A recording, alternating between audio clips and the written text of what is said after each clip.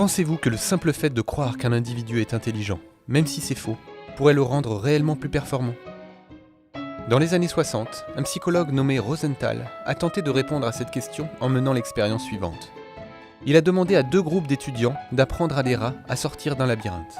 Au premier groupe d'étudiants, il a été dit que leur rat était issu d'une lignée particulièrement intelligente, alors qu'au second groupe d'étudiants, il a été dit au contraire que leurs rats étaient des idiots. En réalité, les rats avaient été répartis dans les 2 groupes de façon totalement aléatoire.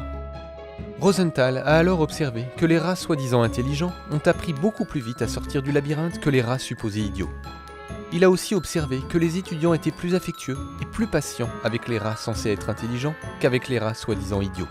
Ces derniers avaient probablement été plus stressés et donc moins disposés à apprendre.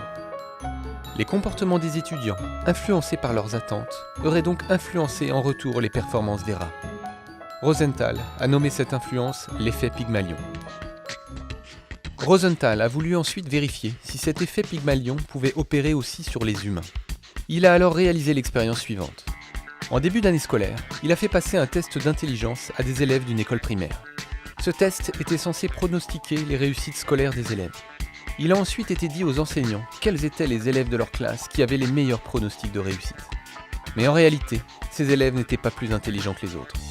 Les enseignants étaient donc nourris d'une fausse croyance quant au potentiel de leurs élèves. À la fin de l'année, Rosenthal a observé que les élèves supposés être les plus intelligents étaient aussi ceux qui montraient les meilleures performances.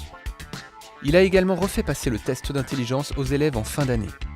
Il a alors constaté que dans certaines classes, les élèves censés avoir un meilleur pronostic en début d'année avaient des scores plus élevés que les autres élèves.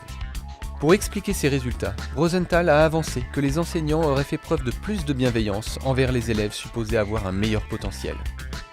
Ainsi, l'effet Pygmalion conforterait les attentes des enseignants, ce qui aurait pour conséquence d'entretenir de façon circulaire la stigmatisation. L'effet Pygmalion permettrait alors d'expliquer en partie pourquoi des élèves stigmatisés réussissent moins bien à l'école. La méthodologie de l'étude de Rosenthal a été critiquée. Néanmoins, cette étude pose la question des effets des préjugés sur le bien-être de nos semblables. Car au-delà d'un impact sur les performances, nos a priori et nos jugements peuvent de façon indéniable induire chez l'autre un sentiment de rejet et ainsi affecter sa qualité de vie.